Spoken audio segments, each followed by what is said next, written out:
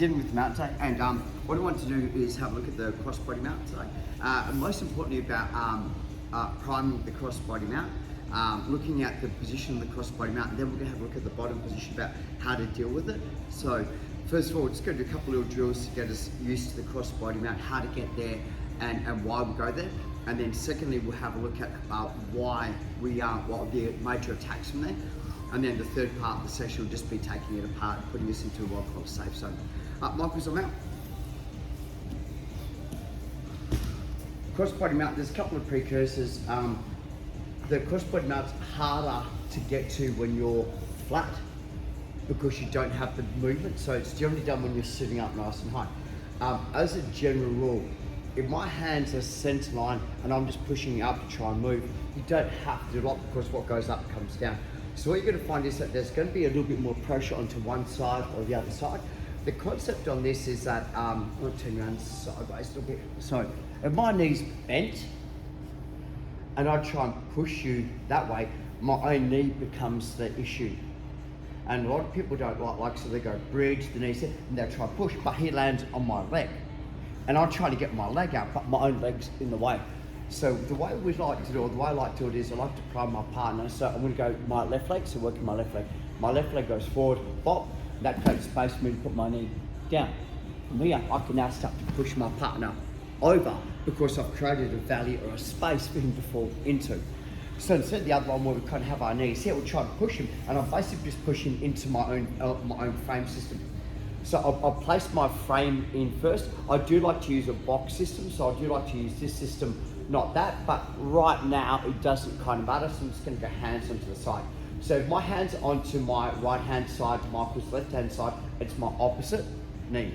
So nudging forward onto my frame, drop my leg and start to push. What you're going to find is that this is a really nice entrance if you're into heel hooks or your leg locks, or you have a couple of nice little slick back takes from underneath mounts as well. Just, it opens up the Pandora's box as far as where we want to go. So one more time, just so everyone gets the habit of the first part of the session, is here, frame onto my right hand side. My left leg, 1, 2, so it's flat, turn and push. Once we're here, start to hip escape. I can either go into my full guard or butterfly guard, I can go wherever I want to, but you've got to keep this weight onto the hand. 1, 2, 3. Two schools of thought. This is an interesting, I guess, position or upgrade, and it depends on whether you're ahead of the game, behind the game, and depends on what you're trying to do, whether you're going to go for submissions or whether you're going to go for control. So there's a couple of variables in this one. What we do is we just keep it pretty basic. I don't want to kind of go too far down the rabbit hole as far as all the options and things like that, so we keep it simple. Michael's on to mat, please. If you think about it as a most basic concept, is that I'm trying to create space to move, and he's trying to put something in the space, or he's trying to create space. So understand that when I nudge you forward and I'm pushing, anytime that you drive your right knee into me, right, to hold me, you're helping me because you're taking your own frame system out. Anytime you take your right knee out wide, you're helping me because I can bring my leg through. So a lot of the time that I see people do, they put their post out and they put their right leg out, but that's kind of what I want to do from here. So we're going to do the opposite, bearing in mind that I'm pushing on this side here. So we're going to take, Michael's going to take his left knee as far as he can close to my shoulder or my head, and he's simply going to come up onto his right foot. So as I nudge and push, comes up. So we're in the position where he's circled behind my arm. I can't really get any access because there's no frame system and he's killed the space. So if you look at this in a nutshell point of view, right, just very simple, is I'm creating space by pushing here. There's not space on this side. So you want to put something in that by countering, by putting your left knee as far as you can to my head. Your weight goes over my arm, goes your elbow, so my elbow goes to the belly button, which is better for him as far as an attack system goes. Secondly, is I can't drive backwards because his weight's on me, and the general thing is I'm going to try and go to defensive mode. You're still in a mount position, but you're in a really high mount now, and you have a lot more options as far as attack goes. One more time. So I'm just going to turn you this side here. Okay, so the same deal again, guys, is Michael can feel I've kind of got more weight onto his left-hand side, which means I'm trying to push through my partner. I don't want to pull him onto me. So as I go nudge, and as he pops up, he goes like this, no drums. His hand's already on the ground. So using his hand as a frame system, he slides his left knee under my armpit, comes up onto his right foot. And you're pretty much going to go to like a really nice cross body mount, and you're behind. What you're going to find is a lot of people are going to try and recover by putting their back on the ground because they don't want to get their back taken. It's okay, because like, it's really hard to move my partner, you know what I mean? And Michael's not even trying to hold me here, but he's in such a good position. As far as it goes, you want to take the arm, and I do like to hold the gi. Yeah. Right, and then this hand can go into my collar, my face. Like I said, depending what you want to do, it will depend on what the hand does. Okay, one more time. How'd that feel, Michael? Feels tight. Yeah, very tight. So it's the primer that sets it. So you already feel the pressure. Once I nudge you, your weight goes onto your hand, which means that your legs are free to move easier because there's less weight on them. As I push, circle, take the arm. So you pick the arm up, and we're just going to sit here. Let the person on the bottom just play around a little bit from here. But you've got the arm bar, you've got the choke, you've got it in such a good position. Yeah, you know what I mean? So everything's in your favour. 1, 2, 3. Cool. Easy peasy. Just with the crossbody mount, I've got a couple of generals. I want to swing here back this way a little bit. A couple of generals. So what I see the most common thing is that a lot of people get to this position from here, and the major reaction that people have is that they hit the arm bar or the choke. So we're going to focus on the arm bar, so hand comes over across in front and they sit back. The downfall about it is with the arm bar or the back take, I'm putting my partner's weight on top of me, and there's a lot of moving parts. So what I found from here is if I start to do the arm bar, my partner realises and holds his hands together like, no way. I go to the bottom arm on the elbow. So he's like, I'm pulling, so he gets a really good defence. Okay, we take him belly down and get the choke instead. So it's always better to take them belly down than try and put their weight on top of me, mainly because they have that chance to re-roll all the way over. Wherever I'm taking them belly down, there's not much chance of anything. So I do kind of get to this position, and I do take, and I'm like, yoink, and he goes, no way, hose beat, holds onto it really tight. Do you bait it like that? Yeah, and look, if he doesn't defend the armbar, take the armbar. Yep. So I take the bottom elbow and I tuck in the elbow in so that there's no frame system. Drop my knees to the ground. Roll them over, thank you. And now, start to play the game. So I'm in such a good position here. I generally kind of go, so I'm going to be nice today because it's my friend. I like to drop my hips low, so I kick and drop my hips to actually flatten him out. So he's got nowhere to go. How's that feel? So if I do get to the cross body mount, I'm always trying to take my partner belly down. And I do like to kick them out, so I'm driving my hips through their lower back as well. The part that is a little add-on is I'm here, it's the side, boom, arm bar, he goes no way in defense. Put your hand here. It's called future planning. The neck cranes. So he's right straight into the choke. So would you always do that one there? Yeah, 100%. Yeah. So I kind of like go, ha, yoink, he goes, no way. I'm like, okay, cool. And then it's pretty much, he's just rolling straight into the choke. And it's got no, like, because the hands are folded, you've got no way to defend it. If you're in a scramble, you don't end up with that hand there, and then you have your belly down. Yep. Do you like to have a gable grip to finish it, or? Depends on what I want to do, right? Depends on, like, if your chin's down and I can't get the choke, and I've tried to rape choke you across your face a few times and you're super tough, I'd generally go back to a kimura. Okay. Because sometimes I get there, but people will tuck in, I don't. Yeah, look, so just move back a fraction down. So we'll just have a look at, like, let's just say that I've gone to the position and I've gone and I duck down and he ducks his chin, like, and I'm like, and I'm here, I can't get it. So go to the kimura and start playing the kimura. Just play the kimura. Yep. Because you still got it. It's my whole body going against your shoulder, man. Yeah. You know, so that would be, but if you future plan, you're going to get the choke. Yep. Yeah. If I end up like that, Yep. would you, like pretty much on the stomach, but on tuck, would you be using your gable just to kind of... Look, We'll you see. can. If you, like, so you go belly down, and like, you know, and I haven't quite got the choker, and I don't have a lot of the stuff from here. First things first for me is that I want to get the wrist control. Yep. I want to get the wrist control. Right, so not here, wrist control. So to help me, to help you, I'm just going to move this camera a little bit. Okay. So to help me to help you is wrist control. Yep. Create a space to put my knee in. My knee goes down. And now I'll start just to play. Yep. But I've got to take your belly down. And the only way I can take your belly down is to create that space for my knee Okay. to go on the ground. And then look, if your chin's down, I'll just pretty much side punch you in the face until you lift up your neck to give me the choke. Very nicely though. Yeah. Do you want to see that? No, it's okay. Okay, 1, 2, 3. Let's go. So we're here, like everyone's doing good. So like I said, we've got the arm bar. So that's a post. This also stops him from driving backwards because, like, you know what I mean?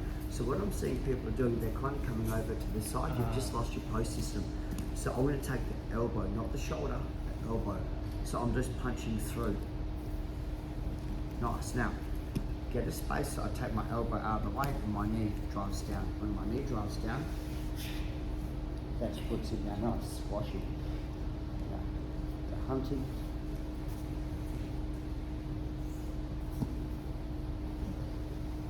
Do you sometimes have problems with that left hand getting that last bit? Or because he's just so Choke. flattened out, it's that last Yeah, bit. but that's why you've got to pre-plan. Because like if I'm here and I just, there's no way I'm going to get that hand in. But if I go here first, Yeah. but watch, it almost rolls. Yeah, okay. Like it's all set up for me, the choke's already set up. Yeah. So that future planning where I'm in the position from here, and once I go to this, that comes in. So now create the space. My knee, and you can fight me, it's not going to really do much. Comes in. Grab, thumb in, so my thumb's in on the collar, kick him long, and drive. Tight. The second thing about it is that if, like I'm doing the arm bar, and his arms, like he pulls the arms in really tight, and I'm like, and I can't get my hand free, like, use your knee behind, and use your knee to do it. That's the same thing. So as long as you get something behind this, Bone your wrist. yeah, I'm going to hurt you a lot, you know. But future plan, but like, I know I'm taking you belly down, future plan. A lot of times they're going to go, wow, the hands, I'll grab it, thank you. That's pretty much almost giving me what I want anyway, because it's like a mind and wrist lock on that as well. 1, 2, 3. How that feel?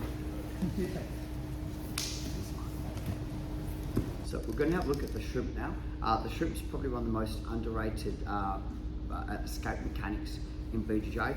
It's also probably one of the hardest ones to get your head around. And when I start teaching it, like, because there's a lot of little factors that come into play to make it work either really well or to mess it up. So we're going to start with Michael on cross body mount on me, and he's got the arm. So we've kind of gone to the position that's negative for me, which is really bad, right?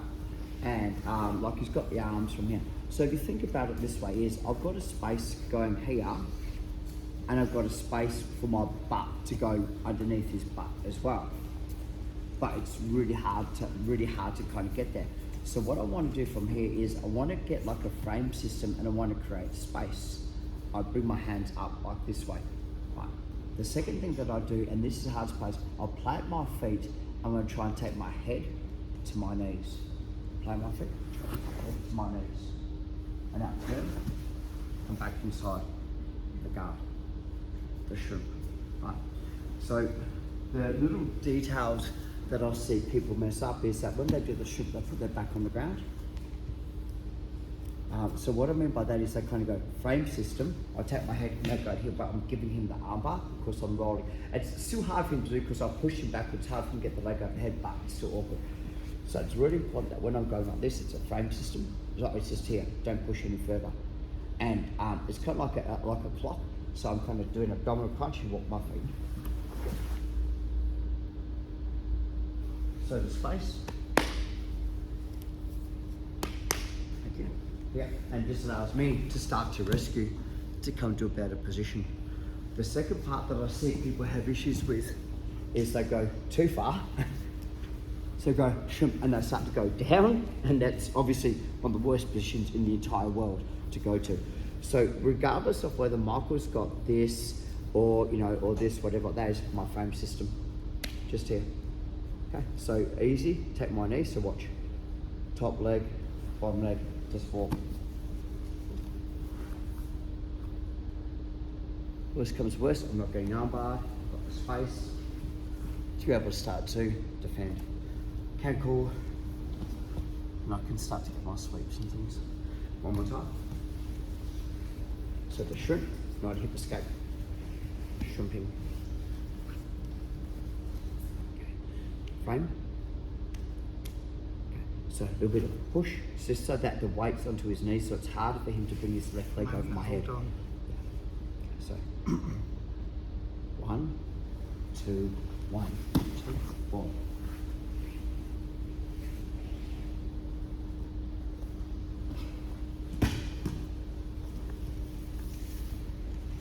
One, two, three. No, you're tight. I can feel how tight you are. Frame system. What I see people do is, thanks, Michael, is I'm not driving into my partner. So what I'm seeing people trying, they're trying to drive their hips into their partner. What I'm trying to do, I'm trying to take my head away to create space on the back side. Right. So anytime I drive into my partner, it's hard. But the thing about this is I take my head here, right? So I kind of go, walk my head here. So now there's a huge space behind me. Beautiful thing is like a knee nudge, and I've got so many options. The second part that I see people have issues with is, this is what you're kind of doing, Dan, is because they're framing backside, as they're walking their head, their shoulder goes past the 90 degrees. So kind of come to here. He just puts his knee on the ground and he's back on mount again. Now and then my arm's compromised again. So it's really important that I keep this. I'm not pushing my partner. I just have a frame system to stop him from following me. My head, jump back up on the crossbody. So my head, okay, right, watch. Walk, move, walk, move, walk, move, escape. So it's about 3 little shrimps, and then just pull your arm in. You can put your back on the ground now because I need to rescue my arm. But because it's so far off me, come up, might start to take it back and things like that as well. It's got to be last 23. Treat this just as a general flow drill. So Michael's onto mount. From here, I'll talk you through. So I'll put my frame onto my right hand side, his left hand side. As I bring my left leg backwards and push, Michael's going to drive his left knee up to my shoulder, come up onto his right foot. Boom, cross body now. Straight away, frame, my head, move, I'll start to get out of mount. And again. So, the mount position, he already knows which way I'm going to push him. So, nudge, boom, bring his weight forward, boom, from here. Nice. And my nose is going to do the matrix, sorry, on the bench. So we'll pass it very fast. Swing with me, go, swing. Okay, so we're here. Think about it this way, right, is he's going to try, anytime I bring my hands in, he can take me belly down. So I want to frame. So see how his weight's going backwards. But because the weight's onto his knee, it's very hard for him to armbar me because the weight's on that leg.